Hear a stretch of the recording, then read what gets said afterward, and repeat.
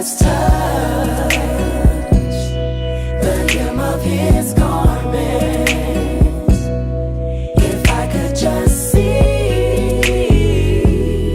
the man of Galilee, if he would just say the words, I know I would be healed. The man of Galilee, touch the hem of his garment. If I could just touch the hem of his garment, I shall be made whole. For faith I have in thee. The Son of Man has come to seek and save those which are lost. Oh, dear Lord, deliver me and set me free. Set me free. If I could just touch, the hem of his garment. Ooh, if I could just see the man of Galilee, if he would just say the words, I know I would be healed. The man of Galilee, touch the hem of his garment. If I could just kneel at the throne of glory, if I could just lay myself down at the heels of his feet, if I could just feast my eyes on the Holy One who died for me, if I could just touch the hem of his garment, yeah. If I could just touch the hem of his garment, if I could just see the man of Galilee, if he would just say the words, I know I would be healed. The man of Galilee, touch the hem of his garment.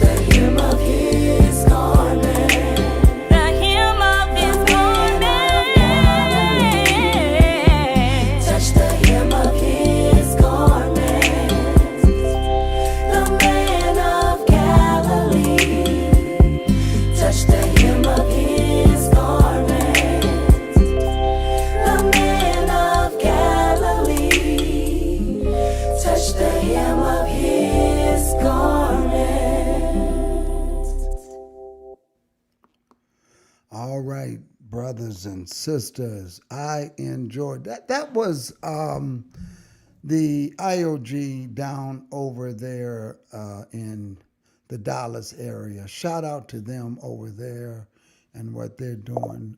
Pastor Troy and all of those that do what they do on that end, getting this music out, and shout out to them for doing that. I am glad to be here tonight. I'm a little late because I went to, I had a function at work that I had to attend, and I forgot all about it. And so I would have told you all I won't be on until 9:15. But here we are. Here we are tonight. We on part 2, Paganism that creeped into the church. Part 2, Paganism that has creeped into the church. So I'm going to say hello to those in the chat room. We're going to get started right away with this. Right away, we're going to get started. So let's see who's in our chat room tonight. Brian Johnson, my brother from another mother, first here tonight. Cheruda, how you doing, Sister Cheruda? Sister Marie, how you doing? Coach, we got a coach, we got a team. Sister Barbara Benton, how you doing, my sister? Cheruda again. Franklin Grant coming in. Brother Drake Middleton, how you doing, Brother Drake? Jason, how you doing, my brother? You really have been just becoming a star student, being in here with us, and thank all of you all for coming in and tuning in as others are coming in. We'll get over into the chat room later. I want to get right into this lesson. Paganism creeping into the church. Why do we say that? Why do we use a title like that it creeped into the church? Paganism is basically other forms of worshiping deities that are gods that are not gods. We know that they're not gods, and they really have no significance to us because we know that they don't exist. To other people, they are very important in their lifestyle that these gods are there. The apostle had said, the apostle Paul had made mention and to give the saints encouragement because they were surrounded by paganism. Rome was just full of paganism. And it just wasn't Rome. These are things that had been inherited cultural practices that had been passed down from Babylon through Persia, through Greece, and all the way down to Rome. What Rome did is to incorporate it into Christianity. They brought it right into the church. And how do you bring paganism into the church? Well, you take the ideology of one and you mix it with Christianity, the values of Christianity. You mingle it, you commingle it. And so that is what has happened.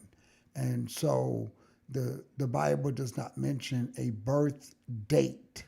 It mentions the birth of Christ, but not the date. And nor are there any instructions for us to celebrate the date of Christ's birth. But paganism, through Constantine, it mingled, it joined, it coexisted. So Constantine was able to take words like S-U-N and say, well, it's the S-O-N's birth, because the whole world was celebrating the worshiping of the sun. In fact, over in the book of Ezekiel, when Ezekiel was shown the many forms of abominations by Israel, and he would take Ezekiel from one level to the next.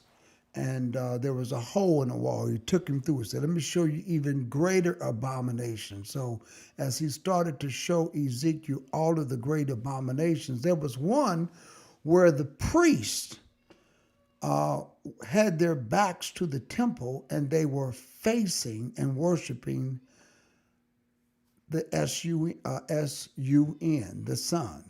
So this is nothing new. This goes all the way back. This is Israel. This is the priests. This is Hebrews that did this.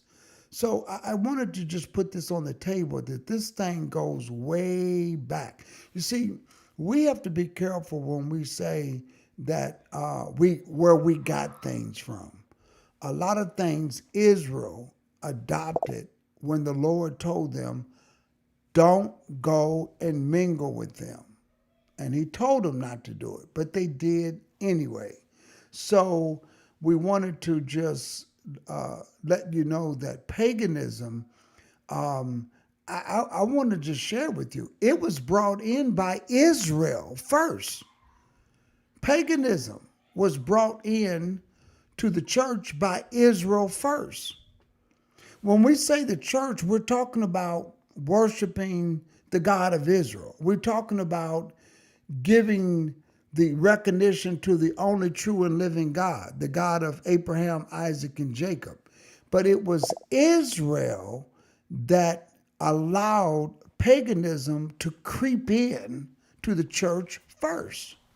And let's not overlook that, because it was Israel and that the kings of Israel allowed these things to happen and incorporated them. And this is why God was so angry with Israel that he just took Israel and scattered them among the four corners of the earth. So I want you all to kind of get back historically. Who was the first to allow paganism to creep in? Israel did. Because Israel, being a nation, could have controlled what came in and what came out. And they did not keep these things out. And the reason why they didn't keep these things out, because they vexed the angel of the Lord. They didn't listen, and they went after, a whoring after other nations, and allowed those practices to be brought in by Israel. And so because of that, this is what's one of Solomon's falls was when he had those various women from other places. He allowed them to do certain things. And brothers and sisters, so paganism creeped in by Israel. Now, we looked at what Rome has adopted into the whole world of mainstream Christianity. But I just want you to be aware that Israel did it first. This is why he had to show Ezekiel. He said, the women are weeping for Tammuz. Look at what Israel is doing. Look at all of these abominations. I gave them these laws, statutes, being the true and living God, but they went a-whoring after other gods. In fact, Jeremiah the prophet in the 10th chapter had to warn Israel to learn not the way of the heathen, and gave him warning, gave the warning about going into the forest, cutting down a tree, decking it upright with nails, dressing it with silver and gold, just all of the ornaments around it. Israel was warned about that way before Rome, being the fourth beast of the earth. In fact, Jeremiah, over in the 7th and 8th chapter, warned them about the Queen of Heaven, Easter, and the practices, hot cross buns. Israel was warned, brothers and sisters, but failed to guard the temple. And so when we look at that and those practices, let's go all the way back to when these things started. Now, here we are. We're in the land of captivity. We've been scattered, and we need to look at something. Now, when I say Israel brought it in, Israel did not create the worshiping of idols. They didn't create that. They just allowed those practices to be brought in. So that's what Israel did. Today, Rome has corrupted the entire world, being the fourth beast, by bringing in those practices and commingling them and making them as if they are doctrine that came from the Most High, and they're not. Bunny rabbits laying eggs did not come from the Most High. Having Christmas trees and Santa Clauses and mistletoes did not come from the Most High, did not come from the God of Abraham and Isaac and Jacob. That came in because of Rome brought these things in. And wherever they could match them in with holy days, they did that. Wherever they can fit them in and have an opportunity to commingle them, they did exactly like that. So tonight, what we're going to do, brothers and sisters, we are going to look at what the scholars know regarding these pagan holidays. Because now that we're in the land of captivity, we all have been, we have taken on what the Lord said. I'm going to cause you to serve other gods, wood, stone, and etc.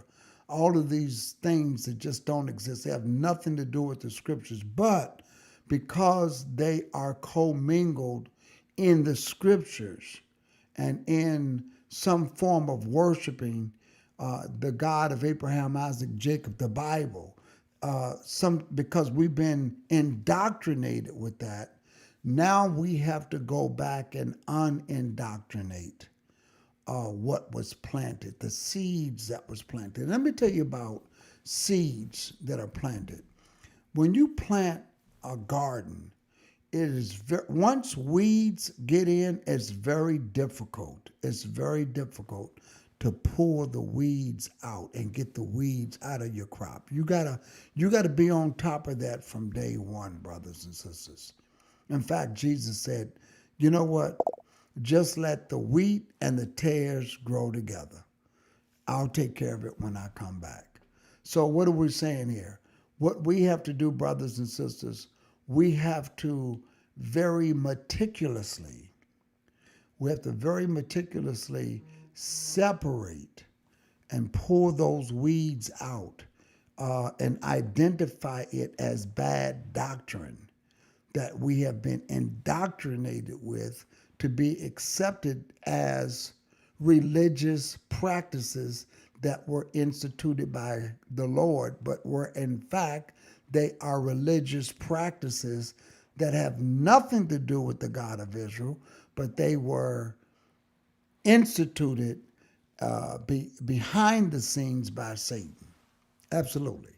Christmas is satanic. It has nothing to do with the birth of Christ. The artifacts have nothing to do with the birth of Christ. Bunny rabbits laying eggs on Easter has nothing to do with the death, burial, and resurrection of Christ. So we have to address that. But what do we have to do? Because it was indoctrinated, it was instilled. Reality is a lot of people don't know the origin of these things. If you ask the average Christian, mainstream Christian family, and if you ask them where the Christmas tree came from, where the mistletoe came from, where the Yule log came from, the hanging of stockings, if you ask them, they have no idea. They would just tell you it's just a part of the birth, the celebration of the birth of Christ. They have no idea that they have pagan, satanic practices and roots. They don't know that. They have no idea that having that little, what appears to be an innocent Easter egg hunt has nothing to do with the Queen of Heaven and Astarte at all. It has nothing to do with any type of pagan practice. It's just something that we do with fun and games for the children on Easter. So, in fact, they don't even know that Easter was an attempt to replace Passover. They don't even know it because they don't know what Passover is. So this is mainstream Christianity. So if you ask these questions, they don't know. So what we're going to do is bring information on the root of these things. Because if I tell them, you tell them, it's almost like, well, you're not academic. You're not an expert. So, we've studied, we know. So if you study something long enough, you can be an expert.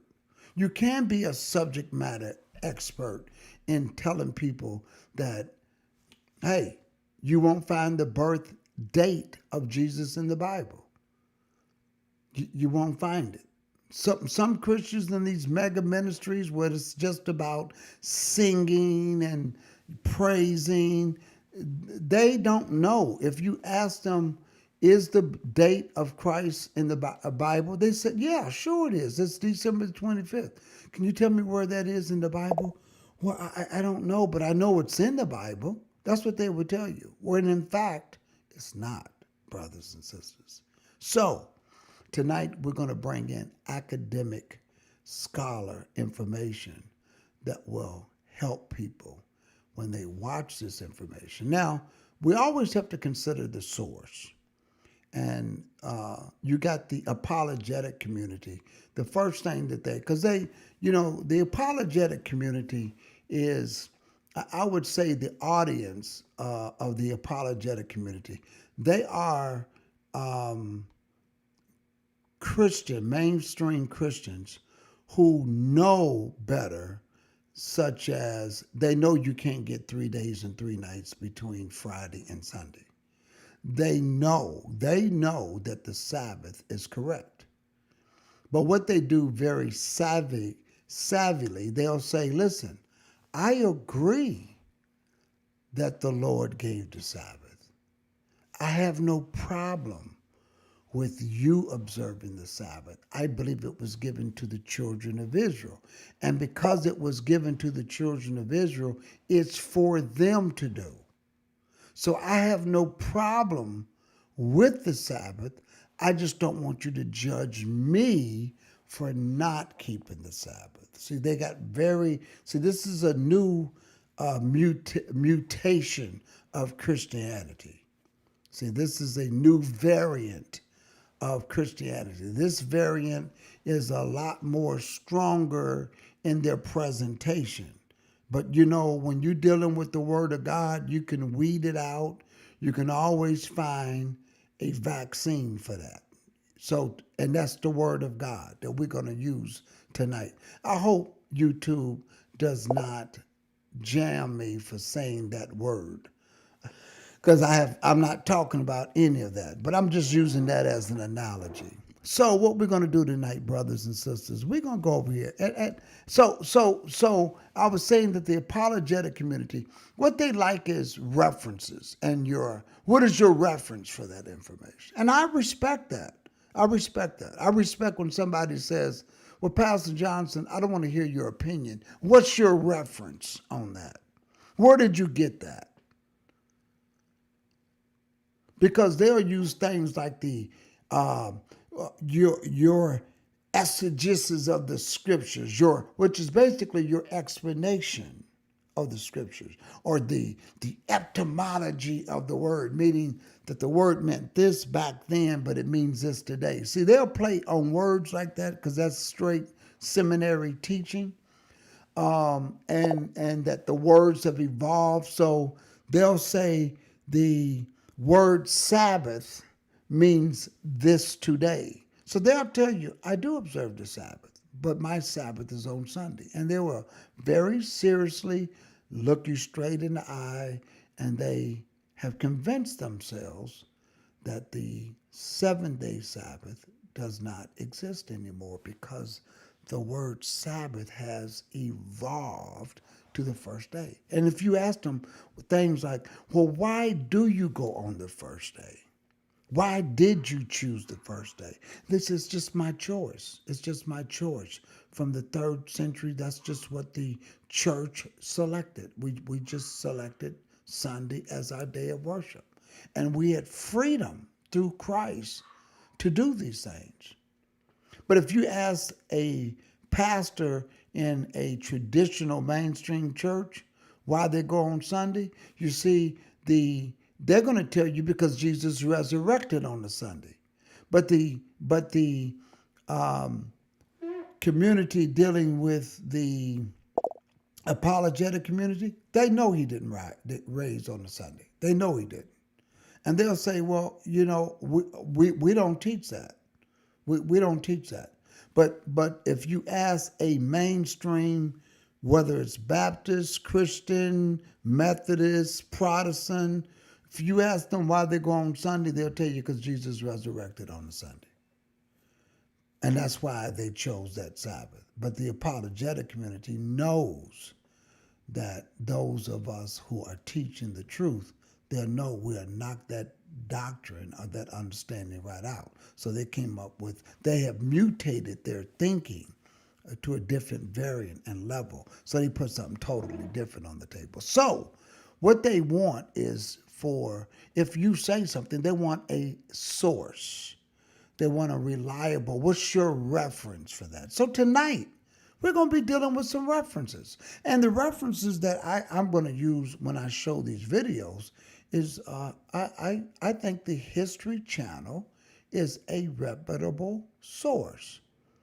At least they go through some effort to give you some bias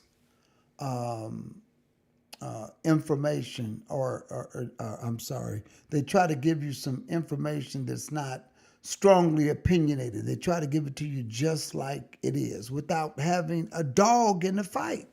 So let's look at some of the stuff that, we're going to go look at some of the stuff that they have on the table that they have put out there that you can really find. So some of these videos are only 3 minutes long, so I'm not going to comment on them. I'm just going to let them play all the way through, and then, of course, we'll come back and look at it. So this is one that is about 3 minutes long, and it's talking about the history of the holidays, Easter history. So I want to look at it. I discovered the 8 immortal kings of Samaria. See what they are going to put forth, okay? So let's go look at this. All right, let's look at this right here. All right, here we go.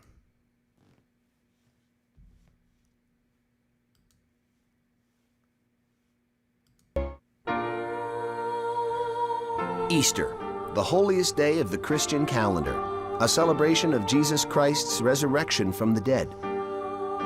So what does this miracle have to do with a bunny delivering painted eggs? The answer lies in 100 generations of rituals and customs. According to the Gospels of the New Testament, Jesus Christ and his apostles entered Jerusalem to observe Passover, the Jewish holy season that celebrates the Hebrews' release from slavery. After the Passover supper, Jesus was arrested, and on what is now called Good Friday, he was crucified. 2 days later, he rose from the dead. Those of Jewish origin were the first to celebrate the resurrection, likely as a new facet of the Passover festival. In fact, the Easter celebration was called Pascha. It's derived from the word Pesach, the Jewish translation for Passover. Originally, Easter was celebrated 2 days after Passover, so it fell on any day of the week. But Easter Wednesday just didn't feel right. In 325 AD, Roman Emperor Constantine and the Council of Nicaea ruled that Easter must fall only on a Sunday, the day when Christ rose. Easter Sunday would be the first Sunday to follow the full moon after the spring equinox. It could occur anywhere between March 22nd and April 25th. Around this same time, Christians began one of the first recorded rituals of the modern Easter celebration, the lighting of the Paschal candle, its flame a reminder of Christ's resurrection, light out of darkness. As Christianity spread throughout Europe, different pagan customs blended into the holidays. In fact, the actual word Easter may have come from Estra, the goddess of spring and fertility, which brings us to the Easter egg. Eggs have been a mythological symbol of birth for thousands of years. Christians adopted the egg as an Easter custom sometime around the 13th century. The yolk inside a shell represented Christ's emergence from the tomb. Eggs were painted red to represent the blood Christ shed on the cross. The colorful Easter egg soon hatched its own traditions. A popular one was egg rolling. In 1876, Congress prohibited kids from playing on the Capitol grounds. So, President Rutherford B. Hayes opened the White House lawn to the little rollers. After that, the White House Easter egg roll became a tradition. So when did that Easter bunny hop into the scene? The fertile rabbit had long been a symbol of new life in European pagan celebrations. Beginning around the 16th century, parents told children that if they behaved, on the eve of Easter, the Osterhaus would come and lay colorful eggs. Children built nests in their homes to entice the rabbit to visit. And so began the customs of the Easter egg hunt and the Easter basket. To help fill out those baskets, 19th century European chocolatiers began making egg-shaped chocolates. The sweet trend quickly spread throughout the world. Today, billions of dollars are spent each year on Easter candy. Easter. It's a joyful day when Christians celebrate the resurrection. For 2,000 years, customs have been added, some spiritual and some fun.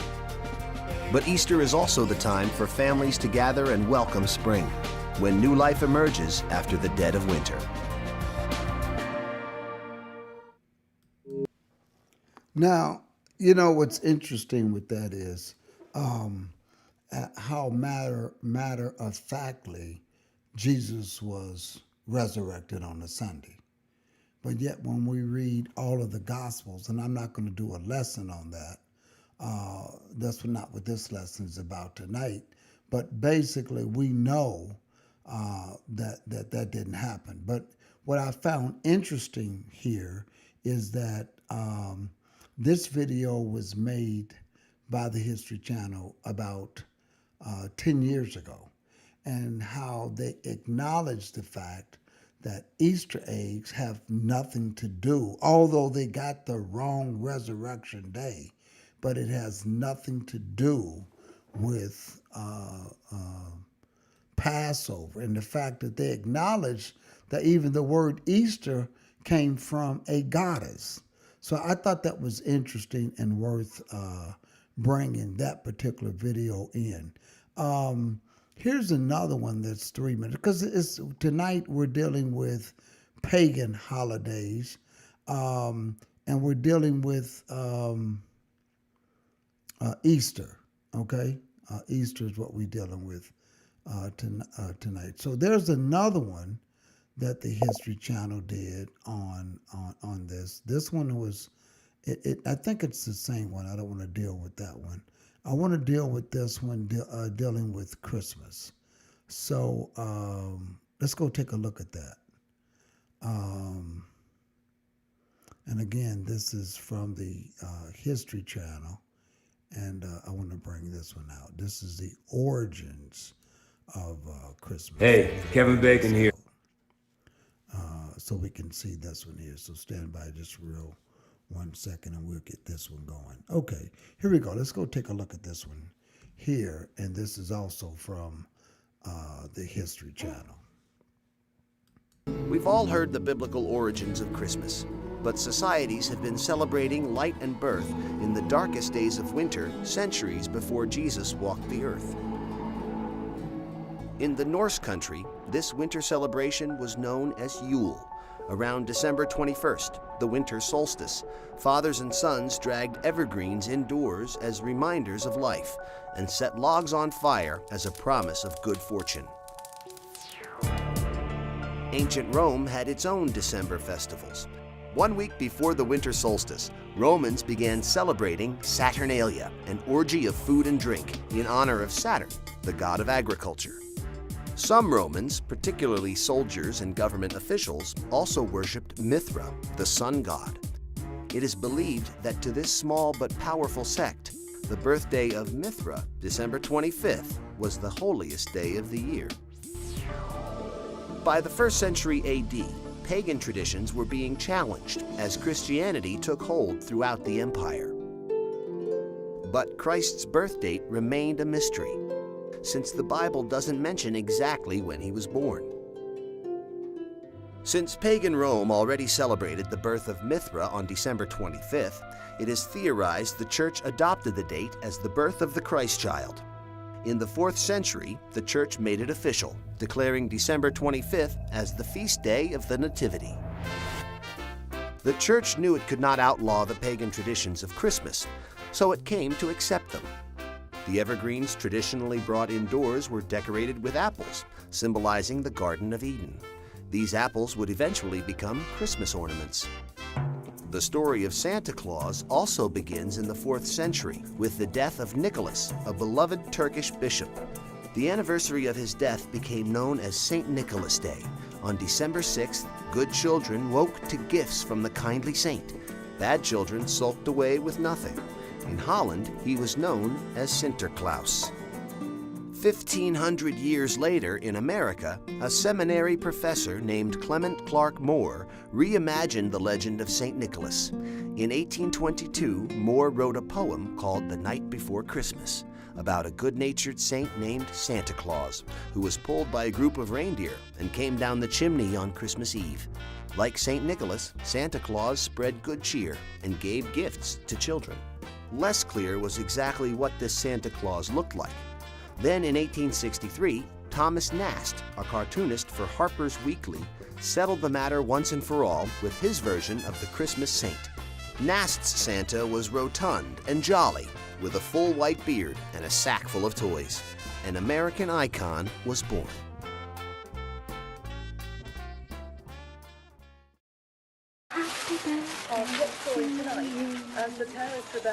I thought that was interesting to see that, how these things were brought in and added, brothers and sisters, because these are historians acknowledging the root of this stuff, the root of it. So this is nothing new. This goes way back, but they are acknowledging the roots of these festivals and Christmas and Easter and how they came about. So I thought that to be very, very interesting to know that these things could be acknowledged as to where they came from. Now here's another one, and it's titled Bet You Didn't Know. This is from also the History Channel because it addresses the same thing.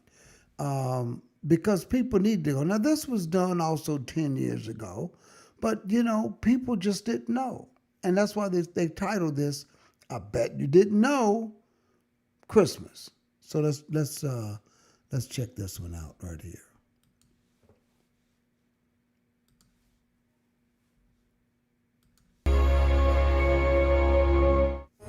Decorating trees, exchanging gifts, and singing songs about Santa Claus. It's what most people think of when they think of Christmas.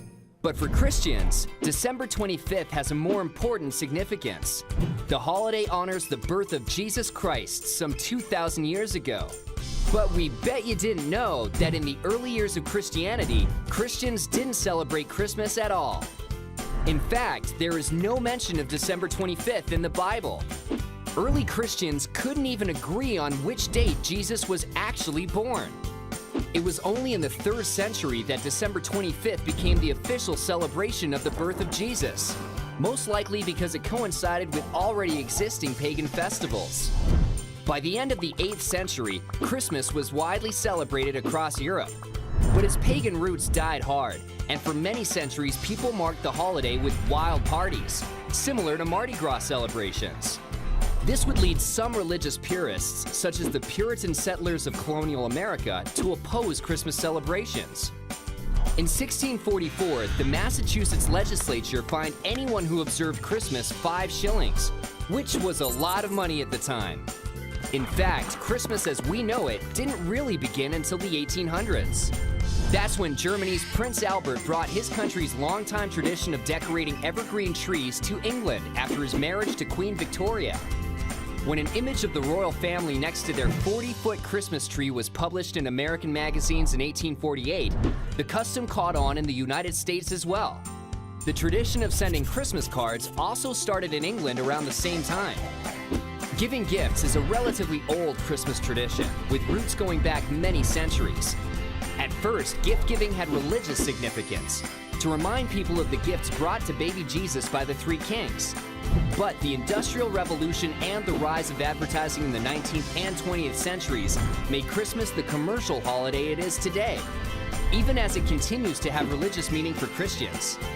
What about the most famous of all Christmas characters, Santa Claus? He's actually based on Saint Nicholas of Myra, a Dutch saint famous for giving gifts, who is known as Sinterklaas. In early incarnations, Santa Claus wore many different colors. But after a Coca-Cola ad in the 1930s showed him wearing red and white, the image stuck. From the date of the holiday itself to the traditions associated with it, Christmas has a long and colorful history. We bet you didn't know.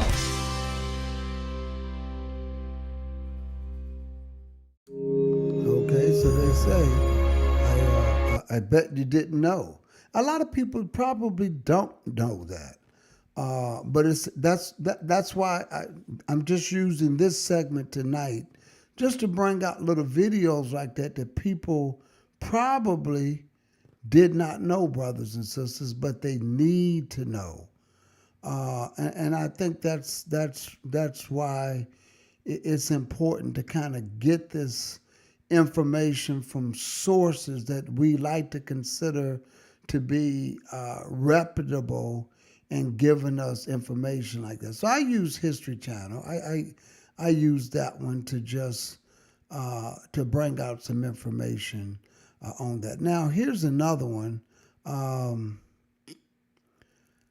Let's see here. I want to bring in another one from History Channel, and I'll bring it over. Because there's quite a bit of them. I mean, because one thing about those sources, they have no skin in the game to bring you some of that information where you know it has nothing to do with the Bible. That's why they said here, bet you didn't know that the birth date of Christ is nowhere in the Bible. And they brought that out. I bet you didn't know, because some people, they probably really didn't know. There was one on a news article that I wanted to bring out. I played it the other night, and I'm going to look for it because it came out. This was a scholar that was on one of the news network, and I'm gonna put it up here and get it for us real quick. The origin of Christmas, and I thought that was cool when they brought in an expert. I did it the other night, but just in case some of you all did not see it, I want to see if I could find it and bring it up here. This was done on one of the news networks. Here's one I'm going to play, and it's called The Evolution of Santa Claus. And it's also on the History Channel. So we'll play it. We'll play it. This is the evolution. New York City has shaped Christmas, the modern secular Christmas we now celebrate, more than any other city in the world.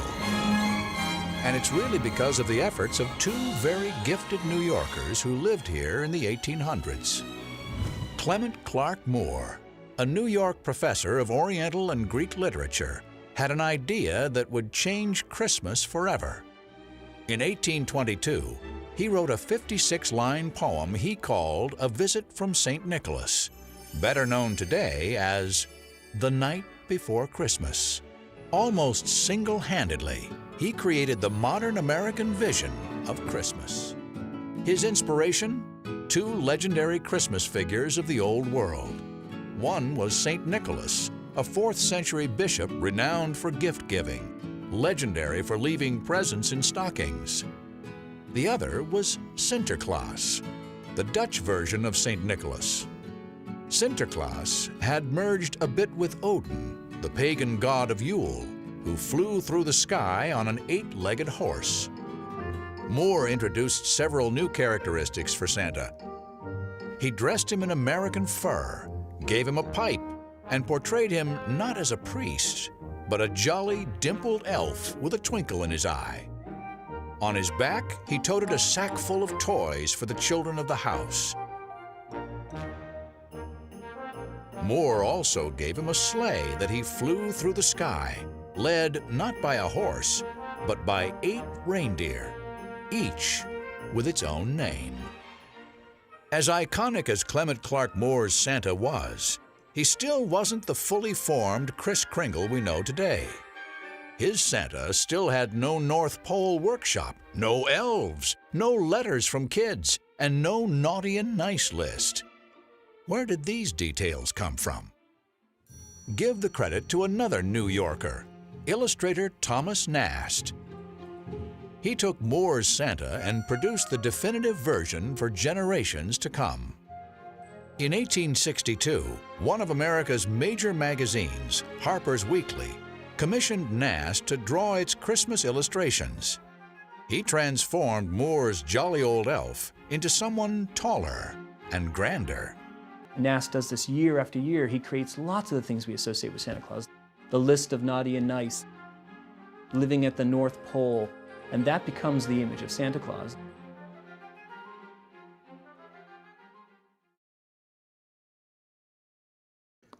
You know, interesting. It really is.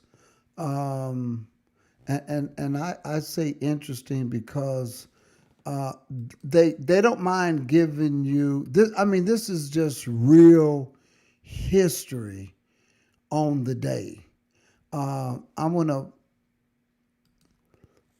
origin of what did I call it the other day? And I thought it was great the way one of the news networks brought it in. And I may have to just go look at my history to pull it up. And I'm going to do it because I want you all to see it. I'm going to go into my history and pull that up real quick so we can look at that, what I did when we did that the other day. Let me look at the history. And one thing about YouTube, it does allow you to keep your history and some of those things that you have watched. So let's go look at this one. I'm going to grab it real quick, and so we can see the origin of that out. And I thought it was interesting. I really did. I was really, this was on the news network, and they brought it out. And I said, man, that's great that they had no problem bringing it out. Let me see if I can find it here. I'm not going to be able to find that one.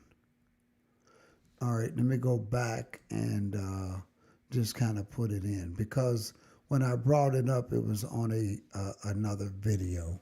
I think that was Good Morning America, Good Morning America, Christmas History. I'm going to call it that way, see if it comes up.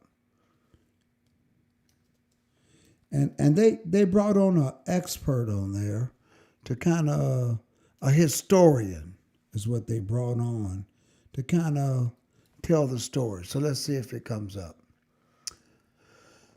Evolution of Christmas Tree. Yeah. Okay. This is one.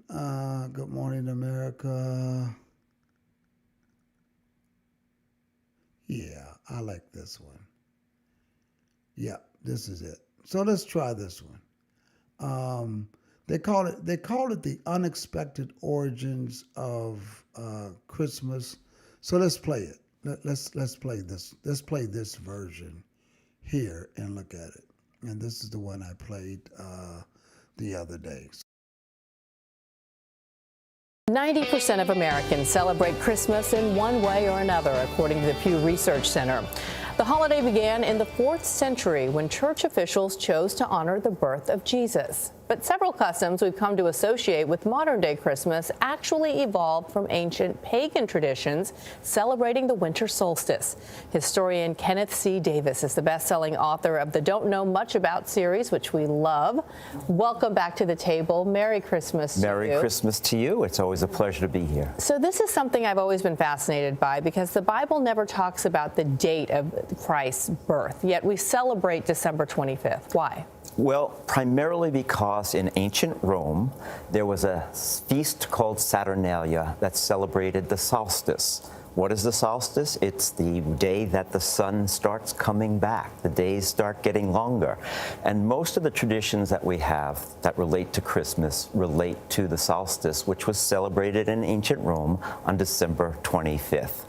So when Christianity became the official religion, in a sense, in Rome, they were able to fix this date, which some scholars say may be earlier than that. There's a little discrepancy about it, but there's no question that the fact that it was celebrated in Rome as an important day with gift giving, candle lighting, and singing and decorating houses really cemented Christmas as December 25th. You always say you don't know much according to your books, but do you know why we have a Christmas tree as opposed to a bunch of hydrangeas, which I think are really pretty? This is another puffy and pretty.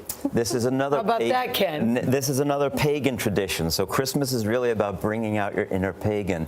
The Christmas tree really comes to. Who knew we had an inner pagan? Yeah. Which of the wise men said that? I can't remember. Well, it's like Halloween and a lot of other things we do. These all predate Christianity. But in the Norse world, Germany, the Scandinavian countries, where winter was really serious and the solstice was really an important idea, they celebrated the return of life by celebrating an evergreen tree. When Christianity came in, they started to use the evergreen tree, the pagan symbol, as a symbol of the tree of paradise. And they started to hang an apple on it. So little red balls on green trees. Oh, that's getting the ornaments. Picture here. That's where the idea That's for right. ornaments So came all from. of these things really celebrate the idea that light and life are coming back into the world, which is essentially what Christmas means to Christians across the world. Right, and mistletoe? Mistletoe, we can thank the Druids for that. The Druids believed that mistletoe was an all-powerful healing item. It hung from the sacred oak. In fact, if you met somebody in the forest, you gave them the sign of peace under the mistletoe. So people started to hang mistletoe above their doorways as a symbol of peace. This was such a powerful symbol of paganism that English churches actually banned the use of it. And in fact, the real war on Christmas in America begins with the Puritans in around 1659. They knew all of these things, the date, the traditions were pagan ideas. The Puritans banned Christmas for about 20 years in America before the celebration became just too popular. You'll be glad to know all of your answers today were correct. You know a lot. You know a lot, Kenneth C. Davis. It's Our always fact good to have checker you. over here. Yes. Merry good to have you at the Christmas table. to you, Kenneth Davis. This does not take away, we're not the Grinch spoiling it here. It still has all the meaning that it has, but we can celebrate it and understand where these things come from. Good day to you with your favorite grandchildren. I look forward to that one day. So you know, and again, you know, these are things that it's important to let people that are family members who they have just done things out of pure habit, no biblical proof. They just did it. There's no evidence. There's nothing. They just, you know what? We're going to do it. We're going to celebrate this Christmas, and we're just going to have us a good time. Not knowing or caring as to where this, the holiday even began from and how it even came about. So, and the origins and those little symbols that are in it and as to what they really mean.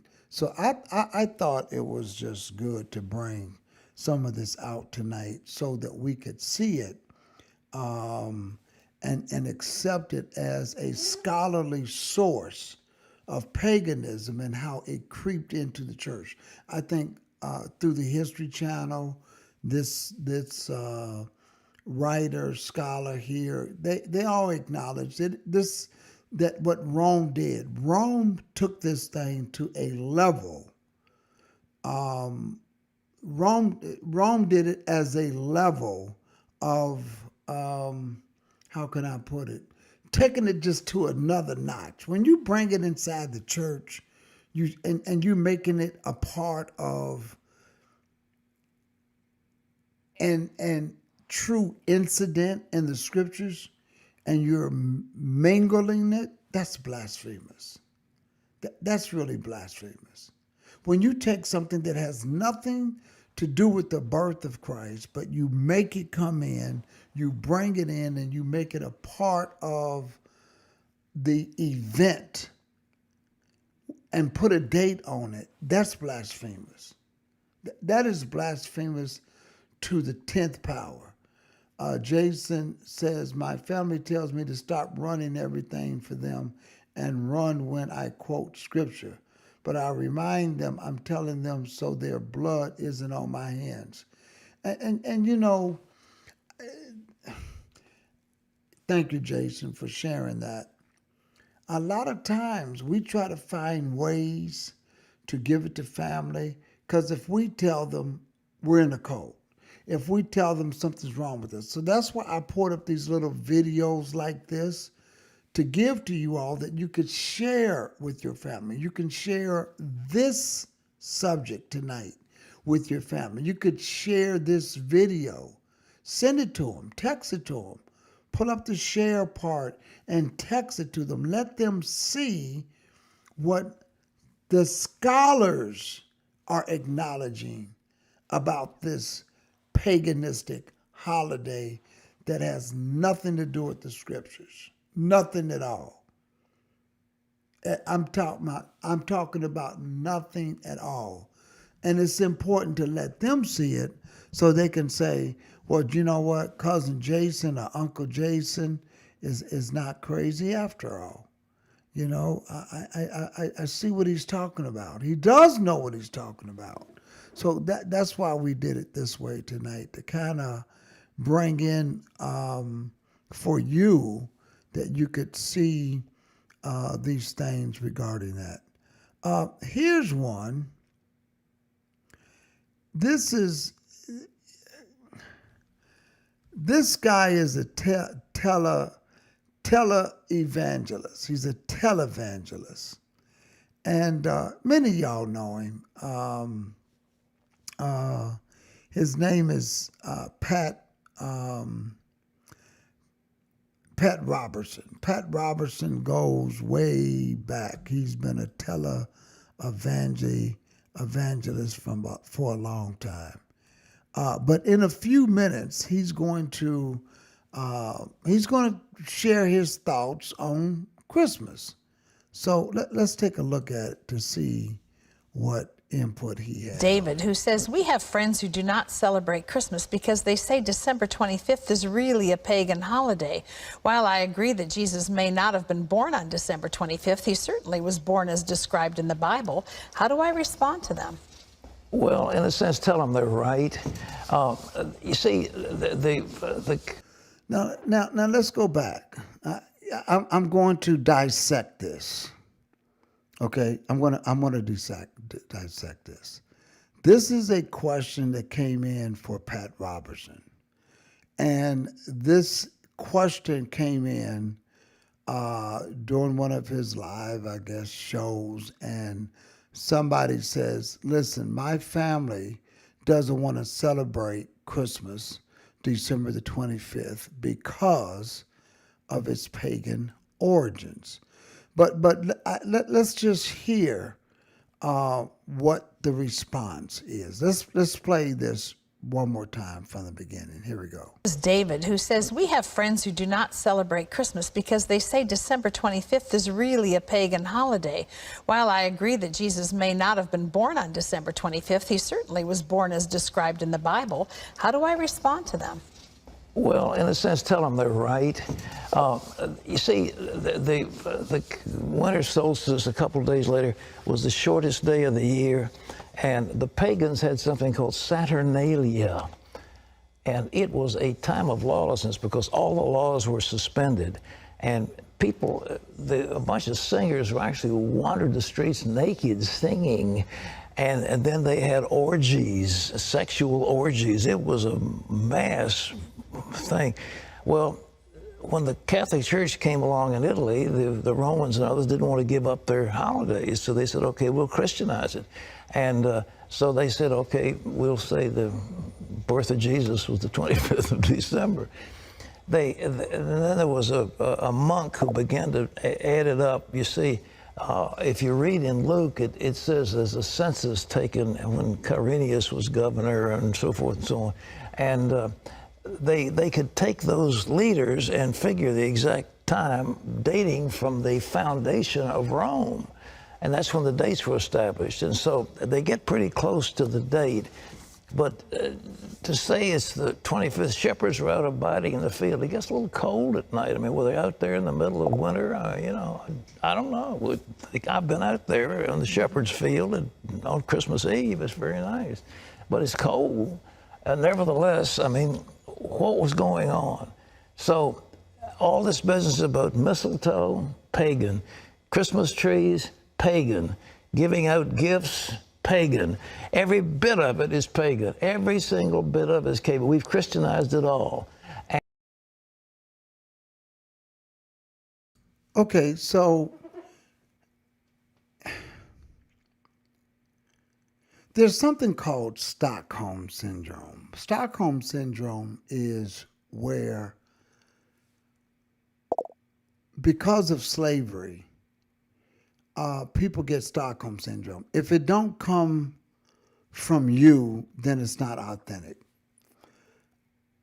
And I hate to say that some of our brothers and sisters are that naive, but this is mainstream Christianity that is putting this on the table. I mean, there's nothing that this guy is not holding back. He's a Gentile. He's not holding anything back.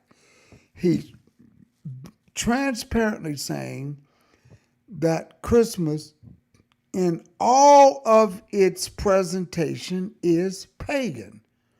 So everything that we showed from scholars that were over in Europe, that we showed the videos, everything that we showed, you've got people who are mainstream Christians who are saying, yeah, it's true. It's pagan. It's pagan in all of its origin. The lady looks shocked here. She really looks shocked because she probably didn't expect for him to go into that much detail. Because let me tell you something. If you was to ask your Christian Hebrew pastor on Sunday morning, or your mainstream pastor on Sunday morning, they're going to say, you know, we don't worry about that. That's just people who want to just spoil us celebrating the birth of Christ.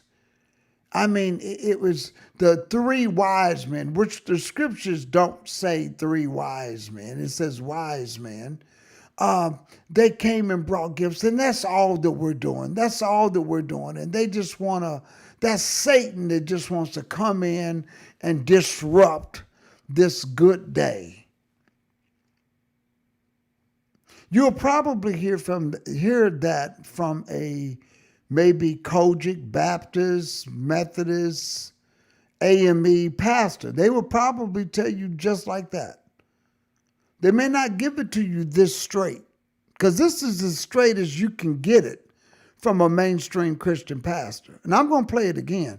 But this is as straight and honest and transparent about the history of the artifacts as you can possibly get it. So I'm gonna take it back. I want to take it back because I just want when you show this to some of your family members, like Brother Jason did, and they think you crazy, and then you're going to show them this video, and you're gonna share this lesson tonight and what I'm putting on the table to them. I still don't. Some of them are going to be stiff-necked. That's why the scripture says Israel was hard-hearted and stiff-necked. Stiff-necked is when you're shown something and you, instead of going in the right direction, you become stiff-necked. You know, you're just stubborn, hard-hearted. Hard-hearted means your mind is fixed on what you want to do. This is why Israel told the prophets, don't tell us that. Tell us smooth things, you see. So let's go back and then and listen to this, starting from the question. This is David, who says, we have friends who do not celebrate Christmas because they say December 25th is really a pagan holiday. While I agree that Jesus may not have been born on December 25th, he certainly was born as described in the Bible. How do I respond to them? Now, I guarantee you, this is a true response. But I also will tell you that if you gave this response, your family's not going to give this response who celebrates Christmas, and they're not going to accept this response from you. I'm talking about those in Stockholm. They might take it now. They might say, well, you know, maybe there's some validity that Uncle Jason put on the table. But here's the question. We have some friends who do not celebrate Christmas because they say December 25th is really a pagan holiday. How many of you all out there who have spouses and families and whatever, and you say, listen, I don't want to do that day anymore because it's pagan? And they're looking at you and they say, listen, you know, we both believe in Christ. We both believe in the scriptures, but you know, I think it's because you're trying to follow your Hebrewism. You're trying to look at the fact that you're the people of the book, and you've gone too far. You've gone too far. When you want to take away the Christmas tree and the gift giving from the kids, you've gone too far. Spouse, uncle, auntie, niece, you've gone too far. When you want to take away those fun things that we've done for years, dealing with the birth of Christ. Why would you? We don't want to hear that, but here's the table. Brother Jason said, when I found out the truth, I removed every egg, Christmas tree, Halloween decoration from my home. I felt duped for ever participating in it. And you know what, Jason? That is the feeling that we all should get. We should feel like I have been bamboozled. I've been hoodwinked. I've been took. That's what honestly, when you get this type of information that is as solid as that we're presenting it, whether we're giving to you either the scriptures or from scholarly books or from scholarly sources or from people who are recognized for whatever they do, and we putting this on the table, that should be the feeling that you get. That should be the very feeling that you get right here, brothers and sisters. This is the feeling that you should get when I'm going to post Brother Jason's markup. You should get this. I found out the truth. I removed every egg, Christmas tree, Halloween decoration from home. I felt you should feel duped. Sister Barbara Benton says, I felt deceived. Absolutely. Deceived. So here's the question. We have friends who do not celebrate Christmas, I got a spouse who does not celebrate Christmas. I've got a relative who doesn't, an auntie or uncle who is awake now, who is coming into the knowledge of the truth. They don't celebrate December 25th because they say it's really a pagan holiday. And some of your family and friends may be responding, well, okay, I agree that Jesus may not have been born on December the 25th, but he certainly was born. I mean, many of you all probably heard this excuse. Sister Brenda Beauclair said, yeah, I felt the same way years ago. So when we look at this question that's being put out here, you are in this position. You are that person who says, I'm not celebrating this day anymore. I don't want our children celebrating this day anymore because December the 25th is really a pagan holiday. And so your response is going to be the response that we hear. But the point that I want to make, that it's sad that we're in a position that we don't want to hear it when we put it on the table. But that's just the way it is, because you're the family member who they're looking at and they're saying to you, what do you mean we're the people of the book? What do you mean you're going to start eating clean? What do you mean you're going to start keeping the Sabbath? What do you mean the feast days? You're not a Jew. What do you mean you're doing that? That's not for you. But you show them, say, these are the feasts of the Lord. And we are the people of the book. That's our history. Oh, get out of here. I don't want to hear all of that, because you might get that from the apologetic community too. So when you look at that and you look at this question, and when we get the response, I just want to put you in this question. I want to put your family in this question, who could be the ones that are asking this question. I got friends who do not celebrate Christmas. I've got an uncle who's into the fact that they are awoke now. And they're saying that they don't want to celebrate Christmas anymore. They don't want to come over to the house anymore on Christmas Day for the family Christmas dinner, because they're saying it is really a pagan holiday.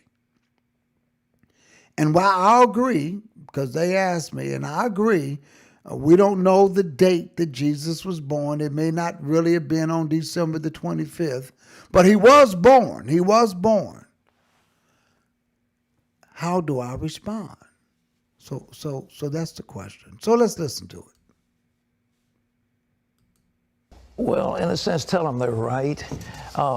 You see, the winter solstice a couple of days later was the shortest day of the year, and the pagans had something called Saturnalia, and it was a time of lawlessness because all the laws were suspended, and people, a bunch of singers actually wandered the streets naked singing, and then they had orgies, sexual orgies. It was a mass thing. Well, when the Catholic Church came along in Italy, the Romans and others didn't want to give up their holidays, so they said, okay, we'll Christianize it. And so they said, okay, we'll say the birth of Jesus was the 25th of December. And then there was a monk who began to add it up. You see, if you read in Luke, it says there's a census taken when Quirinius was governor and so forth and so on. And they could take those leaders and figure the exact time dating from the foundation of Rome. And that's when the dates were established. And so they get pretty close to the date. But to say it's the 25th, shepherds were out abiding in the field. It gets a little cold at night. I mean, were they out there in the middle of winter? You know, I don't know. I've been out there on the shepherd's field on Christmas Eve. It's very nice. But it's cold. And nevertheless, I mean, what was going on? So all this business about mistletoe, pagan. Christmas trees, pagan. Giving out gifts, pagan. Every bit of it is pagan. Every single bit of it is pagan. We've Christianized it all. And so that's good. And so we have time, we celebrate for Jesus. Everybody gets all misty-eyed. But the truth is, they're all pagan. But the birth of Jesus. But the intent of the heart is what it's about. Exactly. So we have Christianized all these things. We give gifts in the name of Jesus.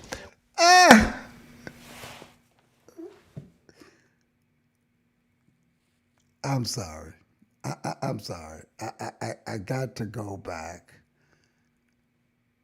That is so apologetic, community oriented. That sounds like a script from the apologetic community. It's all about the heart. It's all about, it's just, it's the intent. It's pagan. Christmas tree, pagan. Mistletoe, pagan. The gift giving, pagan. All of that's pagan. But you know what? It's all about the heart. Brothers and sisters, try knowing this. Try knowing this and having this information, and try explaining that when you got to stand before that judgment seat. Do you think that you're going to be able to say, well, I know that the Bible says you shouldn't eat pork, but Lord, it was about my heart. It wasn't about what went into the mouth. It's what came out. And I knew it wasn't your birthday, but it was all about the heart. I gave gifts away because it was just all about the heart. But it's pagan. Christmas tree, it's pagan. Well, we just decorated the house and brought in the Christmas tree because it was just, it's all about our heart. So I got to go back to that. I got to go back to that, brothers and sisters. I got to go back to where he names all of that stuff as being pagan. And then all of a sudden, it's all about the heart. Show me where you can get by with that in the scriptures. Listen to this. On Christmas Eve, it's very nice, but it's cold. And nevertheless, what was going on? So all this business about mistletoe, pagan. Christmas trees, pagan. Giving out gifts, pagan. Every bit of it is pagan. Every single bit of it is pagan. We've Christianized it all. And so that's good. And so we have time, we celebrate for Jesus. Everybody gets all misty-eyed. But the truth is, they're all pagan. But the birth of Jesus. But the intent of the heart is what it's about. Exactly. So we have Christianized all these things. We give gifts in the name of Jesus. We celebrate his birthday. And it's a nice thing. And so,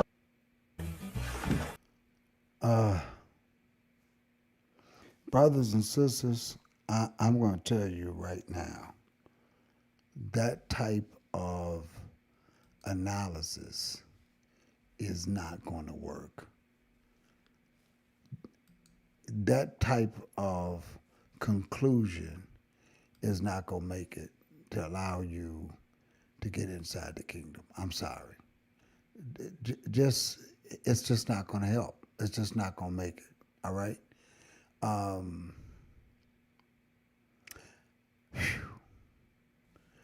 This is our lesson tonight.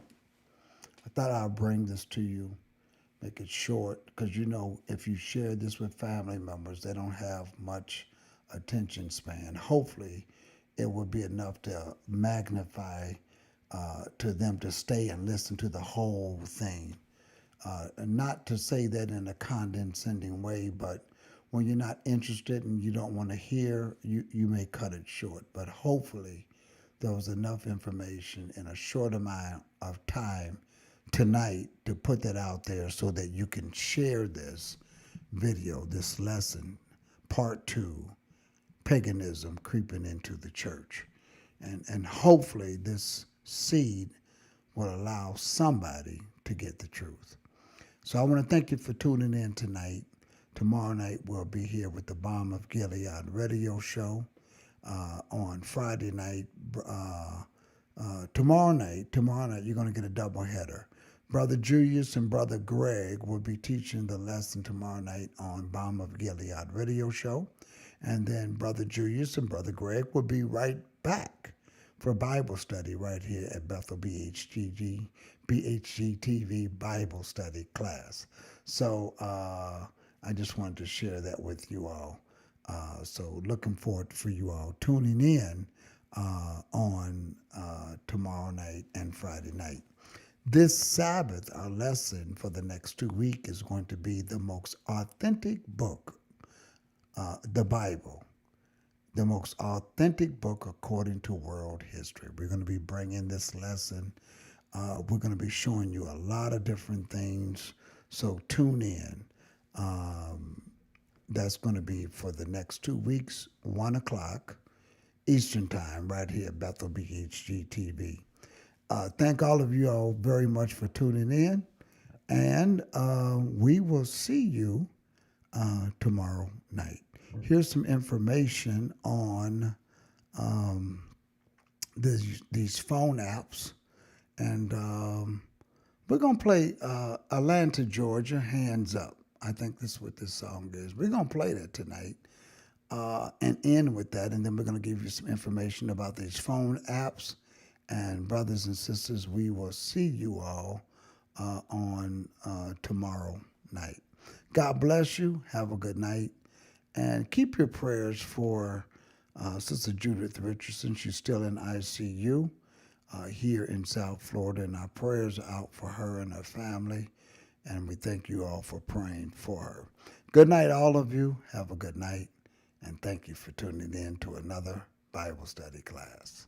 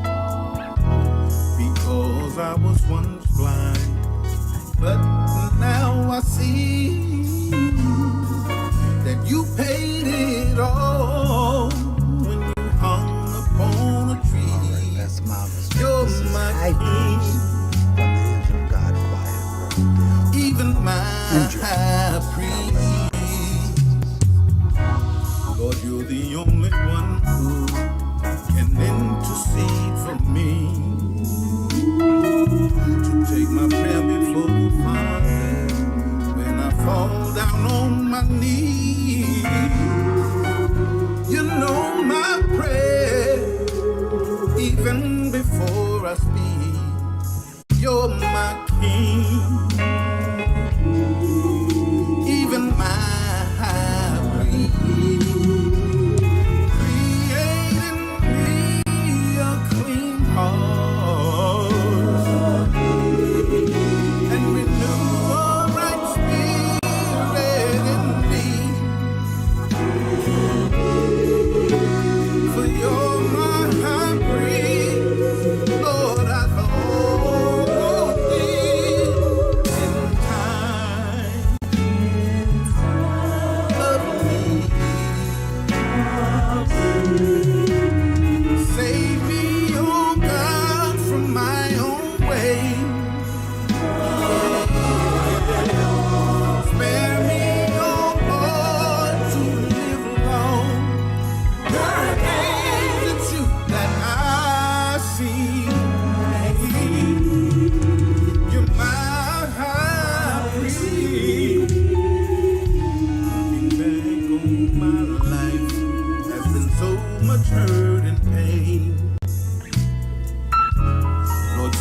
I have found you.